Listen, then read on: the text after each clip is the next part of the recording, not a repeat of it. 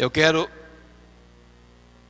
agradecer ao pastor ele foi buscar no aeroporto. Imagina o que aconteceu. Deu problema em voo lá em Miami. Um avião foi decolar, teve que voltar porque o motor estourou e foi uma confusão tremenda.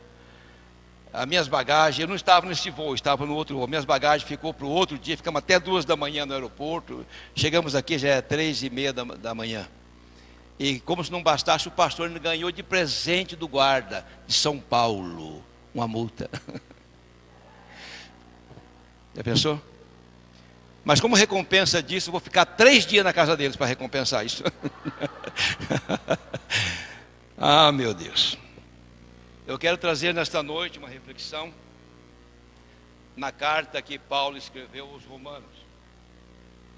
Eu ia falar um outro assunto e nessa tarde escrevi esse assunto. No capítulo 8, nós temos Paulo fala a respeito da libertação do pecado, sobre a salvação. E eu quero trazer essa reflexão nesta noite. Eu quero falar sobre as evidências da salvação de quem está em Cristo Jesus. Às vezes as pessoas acham que pelo fato de mencionar o nome de Jesus e crer em Deus, ele está salvo. Isso é muito bom, mas existe alguma coisa aí que não pode. Existem outros princípios que devem ser adotados, ser seguidos para entender o que é a salvação.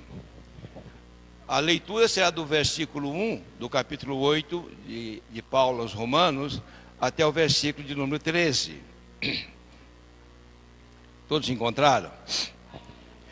Portanto, agora nenhuma condenação há para os que estão em Cristo Jesus, que não andam segundo a carne, mas segundo o Espírito. Porque a lei do Espírito de vida em Cristo Jesus me livrou da lei do pecado e da morte. Portanto, o que era impossível à lei, visto como estava enferma pela carne, Deus enviou o seu Filho em semelhança de carne do pecado. Pelo pecado condenou o pecado na carne, para que a justiça da lei se cumprisse em nós, que não andamos segundo a carne, mas segundo o Espírito. Porque os que são segundo a carne inclinam-se para as coisas da carne, mas os que são segundo o Espírito, para as coisas do Espírito. Porque a inclinação da carne é morte, mas a inclinação do Espírito é vida e paz. Porquanto a inclinação da carne é inimizade contra Deus, pois não é sujeita à lei de Deus, nem em verdade o pode ser. Portanto, os que estão na carne não podem agradar a Deus. Vós, porém, não estáis na carne, mas no Espírito, se é que o Espírito de Deus habita em vós. Mas se alguém não tem o Espírito de Cristo, esse tal não é dele.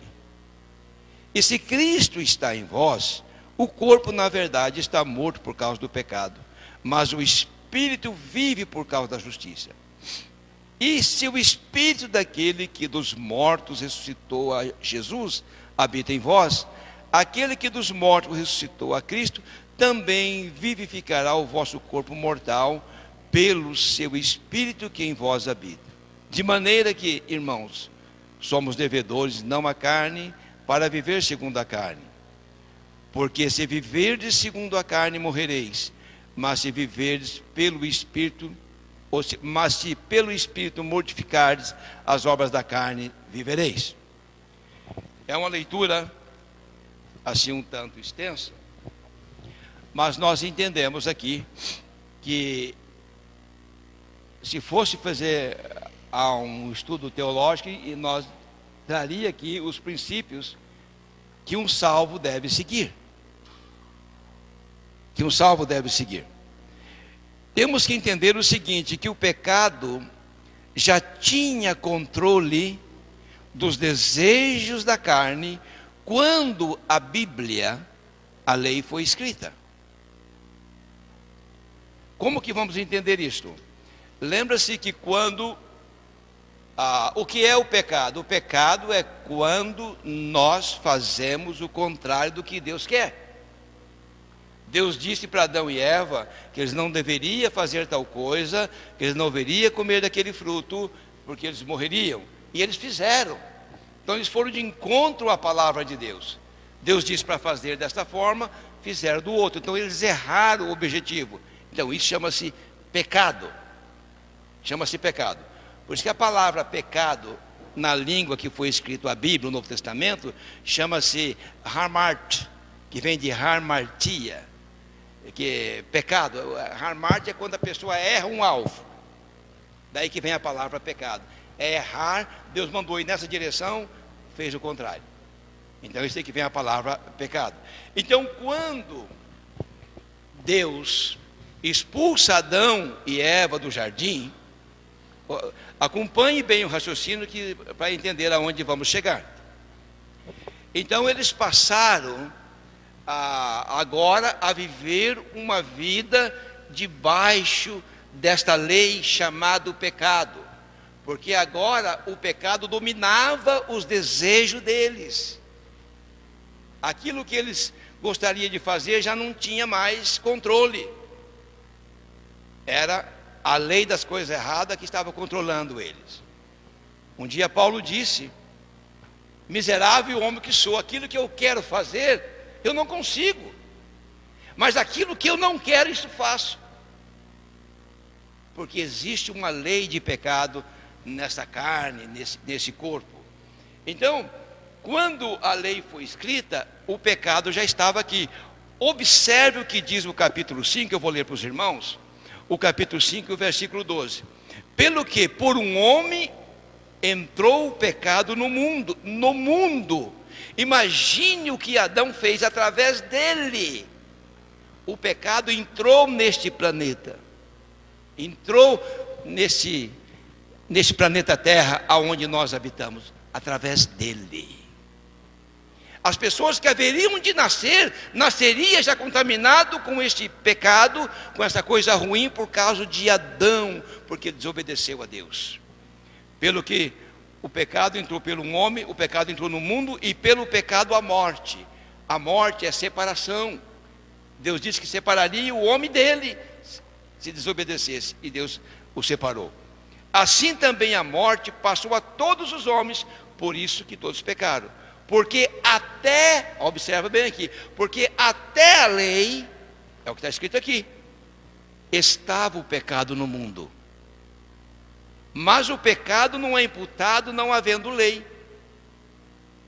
Então, Caim começou a pecar, e veio outros pecaram, e vieram pecando, e vieram pecando, e vieram pecando, até que chegou um ponto que Deus disse: eu acabo com essa raça que eu criei.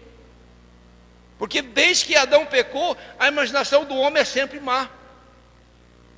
Então observe, no entanto, o versículo 14 do capítulo 5, a morte reinou desde Adão até Moisés, até sobre aqueles que não pecaram, semelhança da transgressão de Adão, qual é a figura de Cristo. Então, quando o pecado entra no mundo, levou ainda muitos anos para escrever alguma coisa que codificasse que pegar aquilo que pertencia ao próximo era errado. Desde Adão até Moisés, eles faziam o que queriam fazer, não tinha nada que regesse eles, não tinham parâmetros. Eles matavam, eles roubavam, eles faziam coisas horrendas, como nós ouvimos aqui. Isso vem lá de trás.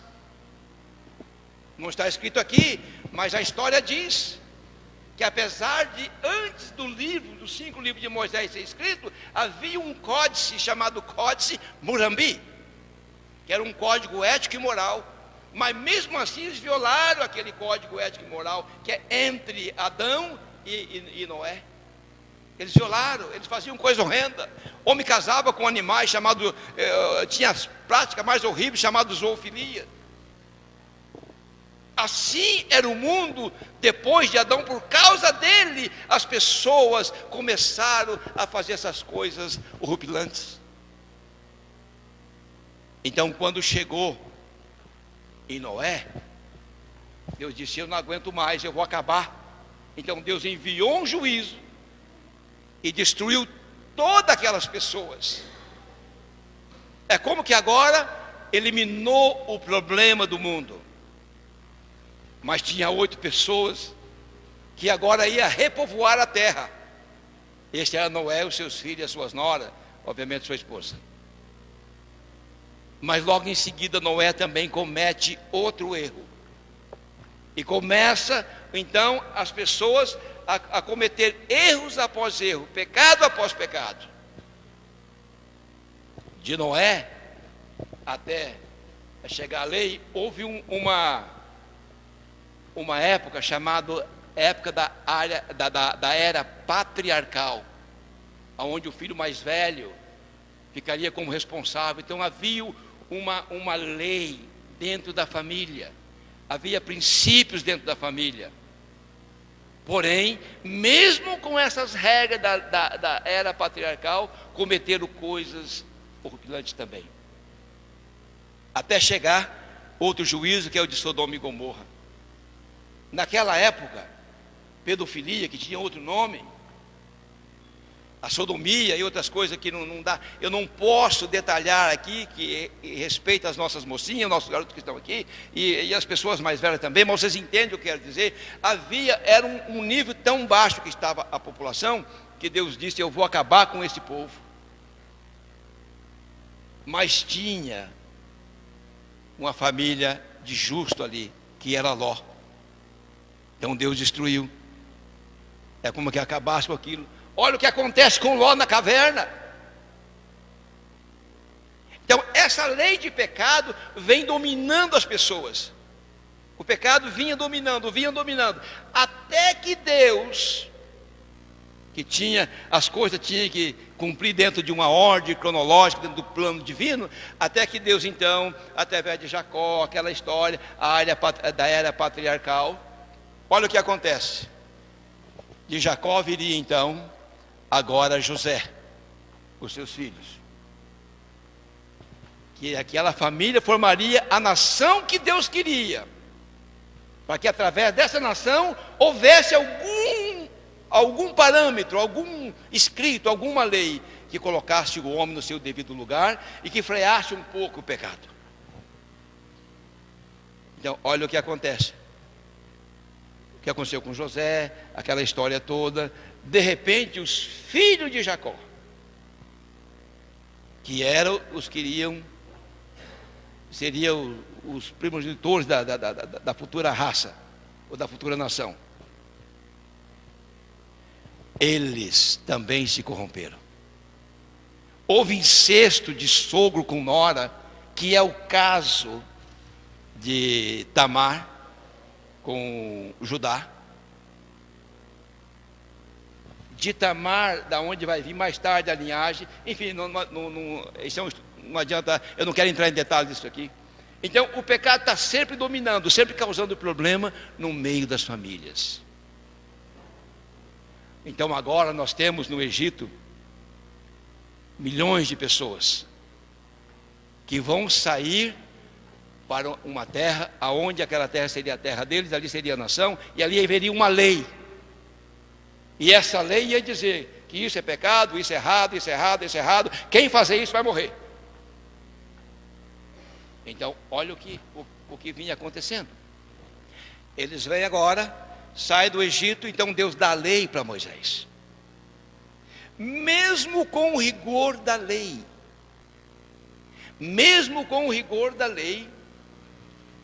as pessoas faziam coisa errada. Por quê? Por causa daquela desobediência de Adão, Satanás tinha acesso à vida de cada um, através de anjos, de demônios, tinha acesso. Então o que é importante, que nós temos que fechar toda a brecha, todas as coisas ruins na nossa vida, entendam bem isso. Se você abre espaço para bebida, infelizmente um tio que para mim era um exemplo, mora no Mato Grosso. Recebi uma foto dele caído, bêbado, um pregador do Evangelho. Ele hospedava sacerdote católico em Alta Floresta, quando aquela cidade do Mato Grosso do Norte estava sendo fundada, ou recentemente fundada, estava crescendo aquela cidade. Ele era um homem íntegro, mas começou, sabe o quê? Uma taça de vinho, na hora do almoço. O médico disse que é bom para o coração, então vamos tomar uma taça de vinho. Da taça de vinho, aí foi para mais um copo, da copo foi para a garrafa, da garrafa foi para o garrafão, do garrafão foi para a cachaça. Sabe por quê? Porque ele abriu uma brecha. O príncipe deste mundo, o arqui-inimigo de Deus e nosso inimigo, ele não tem pressa em derrubar você e derrubar a mim, não. Tudo que ele precisa é uma brechinha naquilo que você gosta. É exatamente aquela brecha que ele abriu do alcoolismo. Veio um espírito de Zé Pilintra em torno da vida dele, na vida da minha tia. Os dois com quase 80 anos de idade estão alcoólatra, caído, literalmente caído no chão. Sabe por quê? Porque abriu espaço.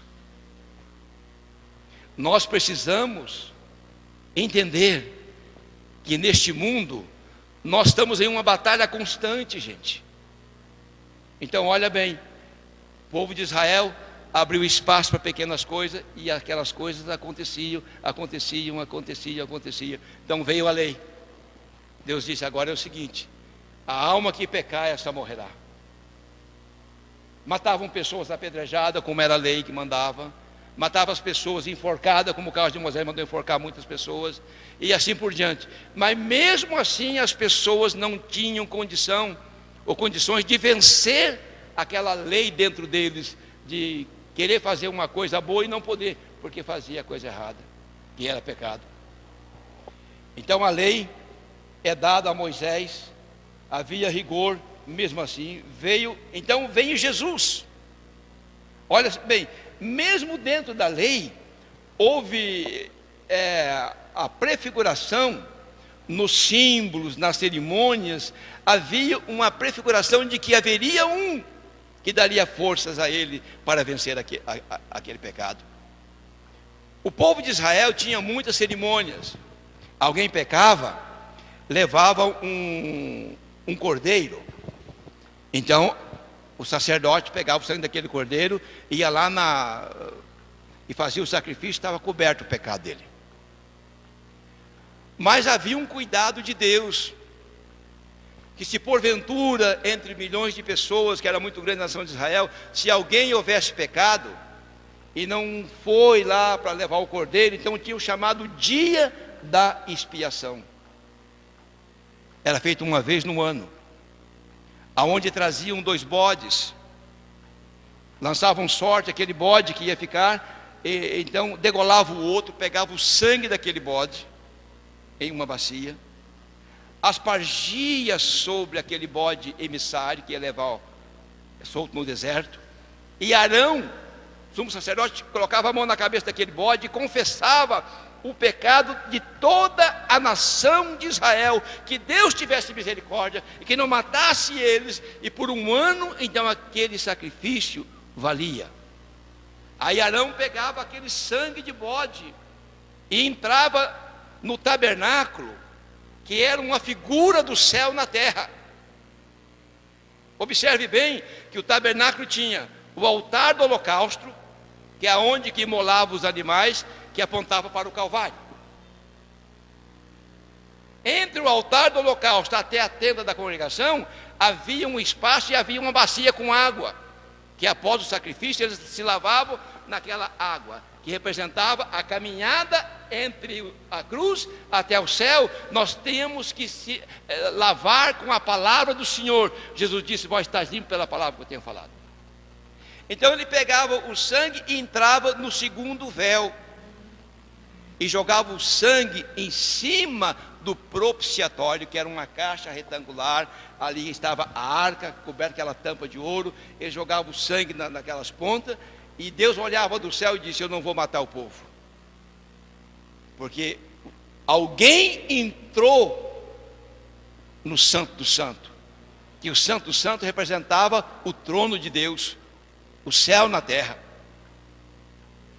Então Deus olhava do céu e disse: não vou matar.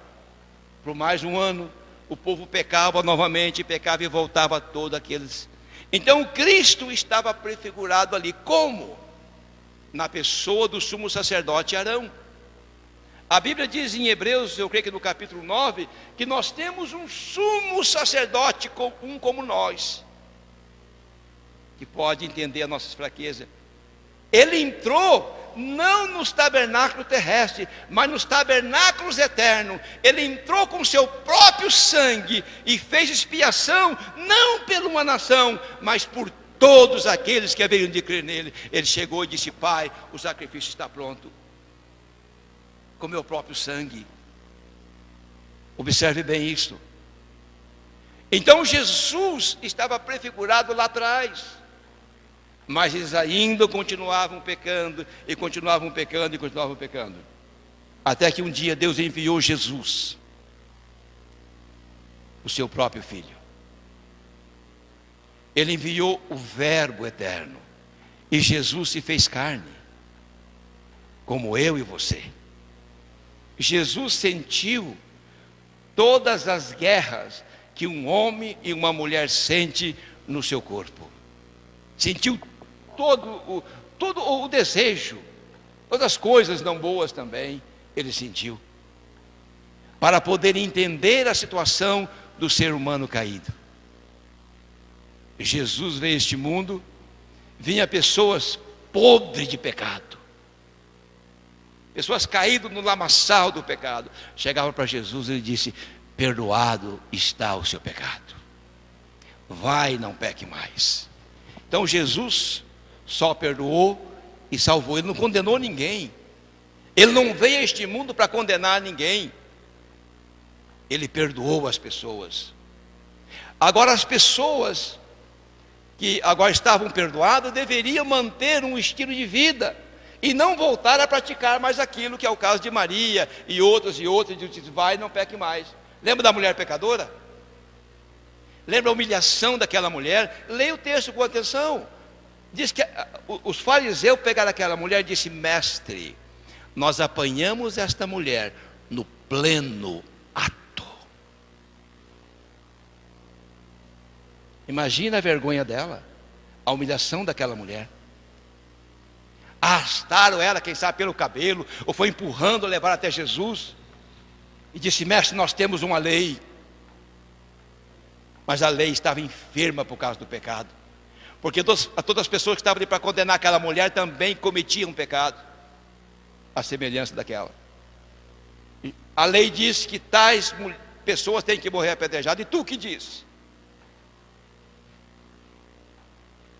Mais tarde Jesus disse: se vocês, aquele que não tem pecado, ele sabia o que Jesus estava dizendo, seja o primeiro a jogar a pedra nela.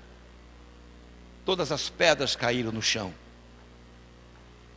Jesus disse: eles não te condenaram? Não, nem eu. Mas vá e não peques mais. Mas enquanto Jesus estava na terra, eles tinham força. Agora, tinham força para dizer não às coisas ruins, etc, etc. Agora, quando Jesus sobe ao céu, Jesus viu a necessidade de ter alguém com a humanidade, alguém com aqueles que haveriam de crer nele. Eles não podiam ficar sozinhos. Jesus disse: eu vou enviar o meu Espírito para estar com vocês. Agora, para ter esse Espírito habitando em vós, tem um condicional. É o que está escrito aqui: se é que o Espírito de Cristo habita em vós. Para ter o Espírito Santo habitando em nós, eu tenho que colocar a minha vida em Cristo. Se alguém está em Cristo, isso na gramática é um locativo. Nós temos locativo, ablativo, narrativo, descritivo e por aí vai, normativo. Aonde você está? Eu estou na Assembleia de Deus em Itatiba. Esse é o local que você está. Na vida espiritual você está onde? Eu estou em Cristo. Então, quem está em Cristo é nova criatura. Agora, pense bem uma coisa: estar em Cristo é abandonar o estilo de vida antiga. É abandonar. Dizer, a partir de hoje, eu vou servir a Jesus. Eu vou dizer não. É difícil dizer não, mas vou dizer não a essas coisas que eu gostava de fazer antes. Eu vou dizer não e não vou fazer mais. Por isso que Paulo diz: portanto agora nenhuma condenação há para os que estão em Cristo Jesus, que não andam mais segundo a carne, mas segundo o Espírito. Então nós temos aqui as duas maneiras de viver: ou anda segundo a carne, ou anda segundo o Espírito. Às vezes nós colocamos tudo em um bloco só, que a obra da carne é só desejos libidinosos, é só coisas promíscuas. Não, a Bíblia diz que quem deseja matar o outro é obra da carne. Homicídio é obra da carne, mentira é obra da carne, enganar é obra da carne. Nenhuma condenação há para aqueles que estão em Cristo Jesus, que não andam mais segundo a carne. Paulo disse que aqueles que são guiados pelo Espírito, eles andam segundo o Espírito, segundo o que a Bíblia diz. A Bíblia diz: bem-aventurado o varão que não anda segundo o conselho dos ímpios, e nem se detém no caminho dos pecadores. Então nós temos o caminho do Espírito, é o caminho estreito. Lembra da passagem dos dois caminhos? É o caminho estreito. Neste caminho estreito não passa a bagagem da carne, não passa. E hoje os pastores estão sofrendo tanto na América do Norte como na América do Sul, na América Central, porque eles deram o lado, abriram brecha e entrou essas coisas ruins no seio da igreja. Tem cantores americanos que muitos cantam as músicas aqui traduzidas, que são homossexualismo, estão nos púlpitos de igrejas pentecostais, de igrejas tradicionais.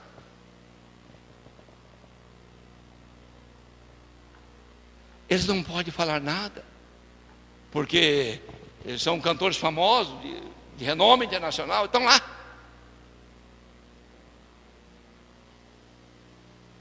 Eles vivem segundo a carne, mas estão dentro dos templos. Andar segundo a carne é fazer tudo aquilo que não agrada a Deus. Andar segundo o Espírito é fazer tudo aquilo que agrada a Deus. Mas eu não consigo, se esforce. Se esforce. Tem gente que diz: eu não consigo largar do cigarro, não consigo largar do alcoolismo. Eu também já bebi, eu também já fumei, mas já vi coisa errada. É só querer. É só dizer não para isso. Então Jesus viu que as pessoas precisariam de ajuda e disse: eu vou enviar o Espírito Santo. Agora, o Espírito Santo só habita em um corpo que ele é tido, aceito como templo de Deus. Coisas ruins tem que limpar, tem que sair, porque agora vai chegar o dono da casa, que é Deus. O inquilino, que é Satanás, tem que sair. Tem que sair. Quando o Espírito Santo habita em nós, as nossas atitudes são diferentes.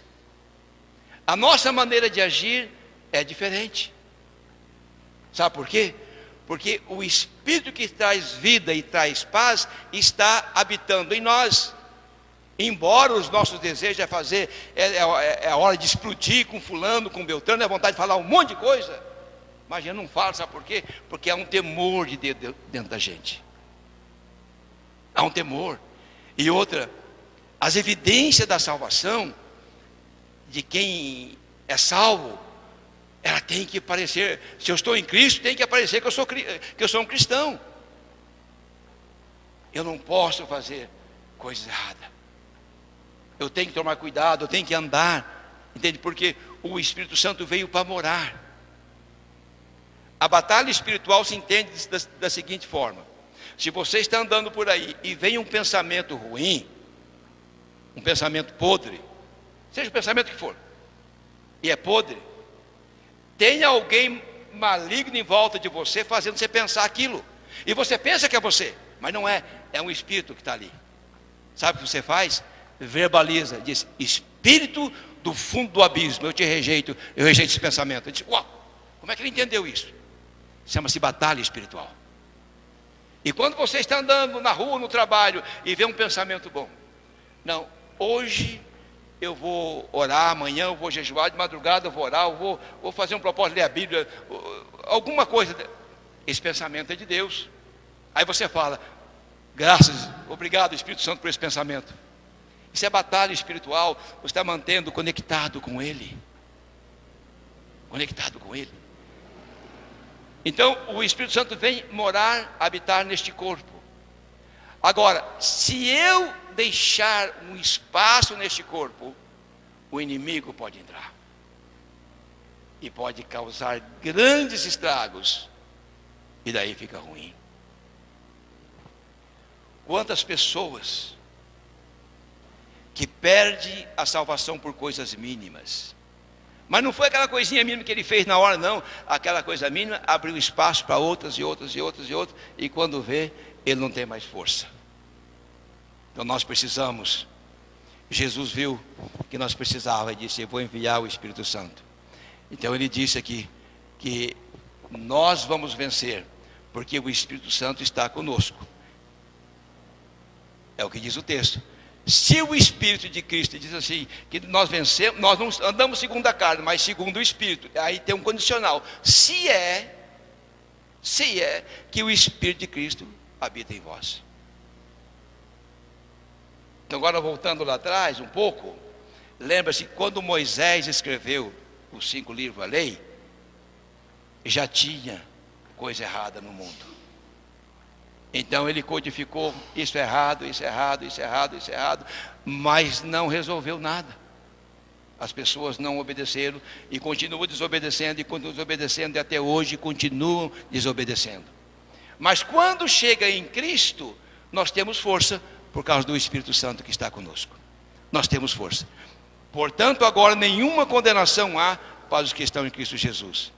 A Juliane cantou um hino que diz que melhor é viver contigo do que errar.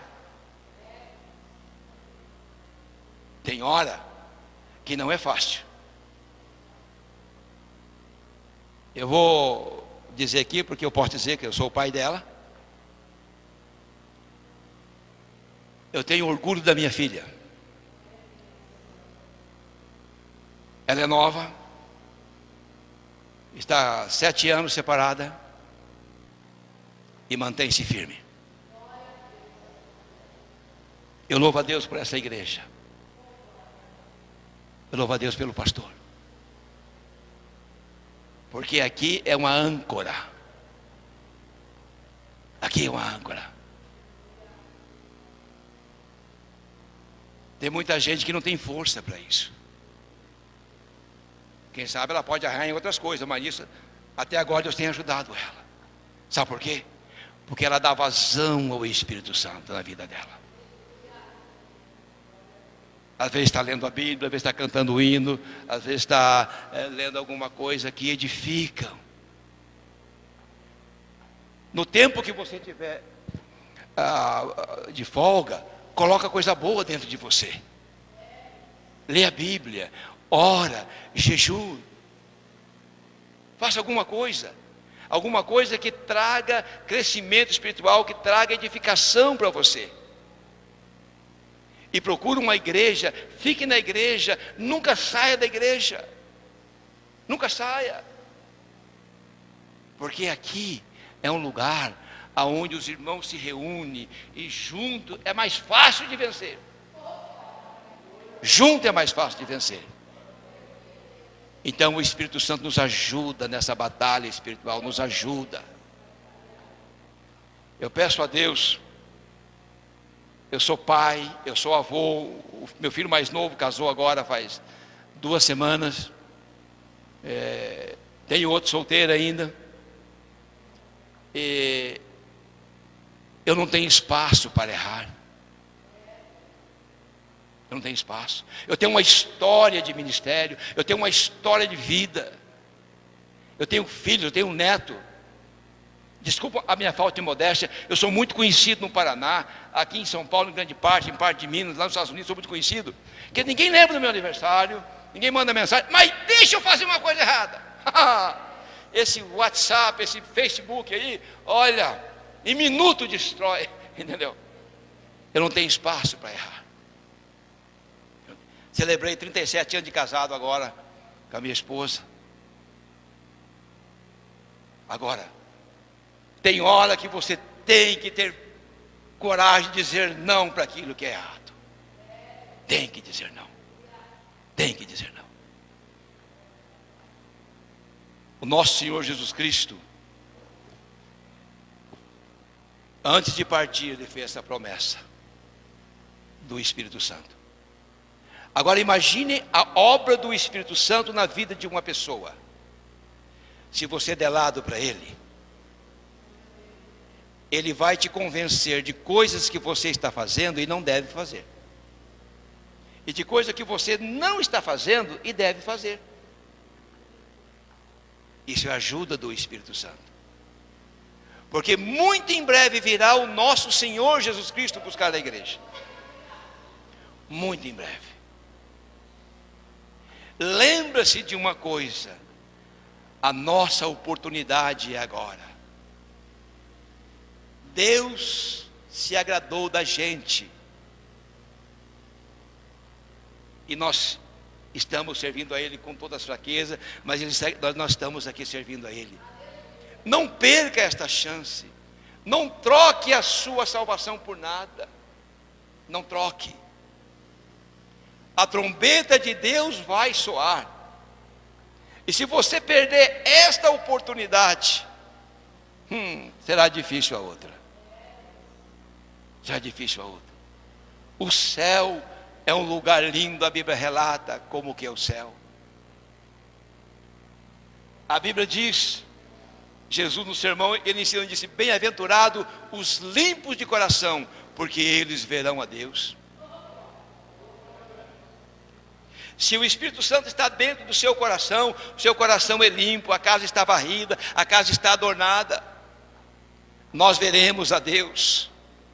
A Bíblia diz que quando nós subirmos daqui e formos encontrar com Jesus nos ares, nós vamos habitar no céu por um tempo, e depois vamos voltar para morar na Nova Jerusalém, que vai descer do céu.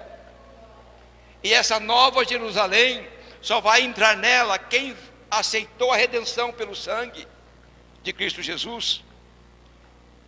As ruas são de ouro, haverá o rio da vida, haverá a árvore da vida de um lado, do outro lado do rio. Imagine bem, Deus vai estar lá. A Bíblia diz que nós vamos ter o nosso nome escrito, ou o nome dele escrito em nós, e nós veremos o seu rosto. Nós veremos o seu rosto. Eu completei 61 anos, mas se Deus me der mais 30, coitada da minha esposa, mas vai, entende? Quando eu deixar esse mundo aqui, eu tenho certeza que eu vou encontrar com o Senhor. Tem gente que está entrando na eternidade sem esperança. Sem esperança. Quando vê uma coisa errada para fazer, lembra-se de uma coisa: o gozo do pecado é temporário, é efêmero, ele passa, não troca. Não há nada neste mundo que pode oferecer algo melhor do que Cristo oferece. Não há nada, não há nada. E muito em breve nós vamos ver aquele das mãos marcadas, sua fronte machucada, seu lado esquerdo, seus pés furados. É Ele que morreu para nos salvar, é Ele que nos dá força para vencer o pecado.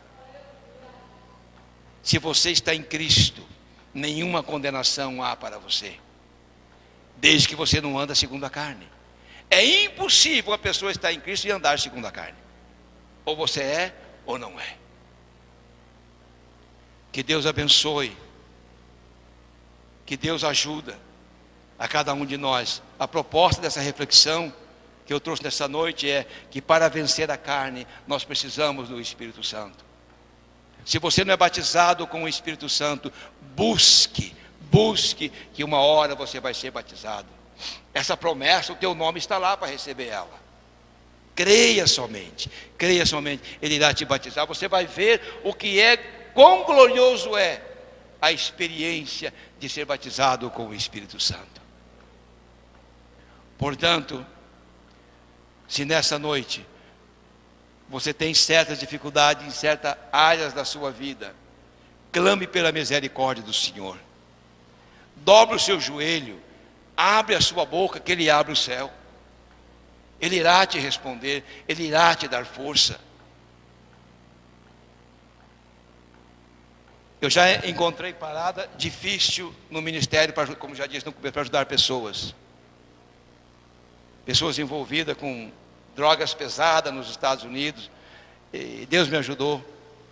E as pessoas conseguiram abandonar aquelas coisas ruins que vinham fazendo.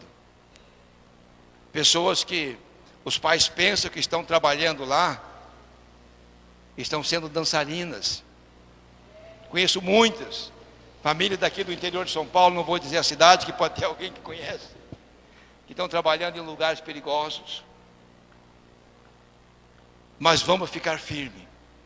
Vamos ficar firmes com o Senhor, vamos buscar o Espírito Santo e vamos estar firmes, porque nós precisamos vencer a nós mesmos a cada dia. Que Deus abençoe a cada um de vocês, que Deus abençoe a igreja, Deus abençoe o pastor, Deus abençoe esses meninos, essas mocinhas que estão aqui, que Deus guarde. Lembre, garotas, um dia essas irmãs também foram da idade de vocês. Os garotos, um dia eu fui da idade de vocês também. Sei que não é fácil. Mas lembra de uma coisa. Preserve-se, guarde-se. Não deixe que a escola mude a cabeça de vocês. Estou dizendo em concernente a coisas ruins. Não deixe que os amigos lá fora mudem a maneira de vocês pensarem. Não deixe. Deus tem prazer na vida de um jovem, na vida de uma moça, na vida de um rapaz. Fique firme. Sirva o Senhor com toda a alegria do vosso coração. Nada impede de vocês desfrutar das coisas lindas deste mundo, ir numa praia, fazer qualquer outra coisa, mas desde que aonde você estiver, as pessoas vejam que vocês estão em Cristo, que vejam que vocês são diferentes. Isso é muito importante. Lembra que todo pastor gosta da juventude, gosta dos irmãos de meia idade, gosta dos irmãos da terceira idade. O pastor é para isso, o pastor ama todos, intercede por todos. Às vezes vem um irmão e dá uma cacetada no pastor, o pastor diz, ainda essa madrugada estava orando para esse irmão. Olha o que ele vem e fala, mas o pastor aguenta. Mas que Deus ajude vocês, que Deus ajude essa igreja, que Deus abençoe os irmãos. Eu espero que, gostaria de mudar a minha passagem, mas dia 31 tem que voltar. Se Deus tem algumas coisas que estão para sair, se sair, quem sabe até muda a minha passagem. Mas lembre-se de uma coisa.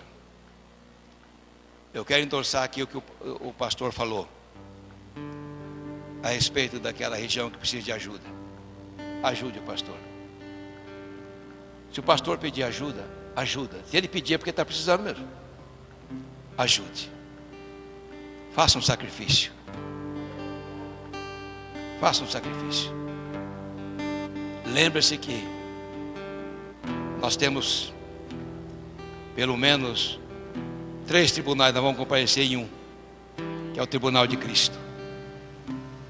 Naquele tribunal vai aparecer as pessoas que se compadecer dos demais e ajudar, o teu nome estará lá. Haverá recompensa.